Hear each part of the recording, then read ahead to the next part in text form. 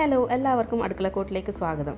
Fish എപ്പോഴും ഒരേ രീതിയിൽ ഫ്രൈ ചെയ്ത് കഴിച്ച് മടുത്തവർക്ക് ഇന്ന് നമുക്ക് കോക്കനട്ട് മിൽക്ക് ഫിഷ് ഫ്രൈ ചെയ്ത് നോക്കാം.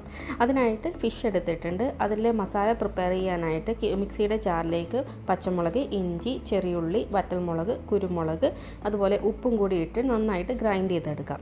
എന്നിട്ട് ഈ മസാലയിലേക്ക് നല്ല തിക്കായിട്ടുള്ള കോക്കനട്ട് മിൽക്കും കൂടി ആഡ് ചെയ്ത് കൊടുത്ത് നന്നായിട്ട് മിക്സ് ചെയ്ത് ഇത് നമ്മുടെ മീനിലേക്ക് നന്നായിട്ട് തേച്ച് പിടിപ്പിച്ച് കൊടുക്കാം. എന്നിട്ട് അതൊരു 10-15 മിനിറ്റ് റെസ്റ്റ് ചെയ്യാൻ വെക്കുക.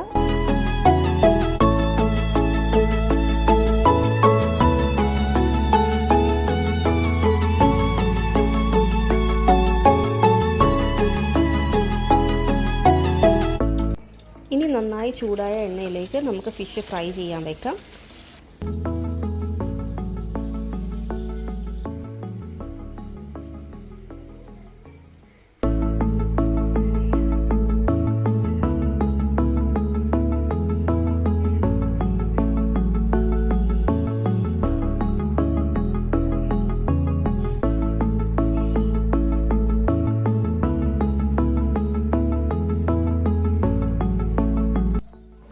ഒരു ഭാഗം ഫ്രൈ ആയി കഴിഞ്ഞാൽ അടുത്ത ഭാഗത്തേക്കും കൂടി മറിച്ചിട്ട് കൊടുക്കുക.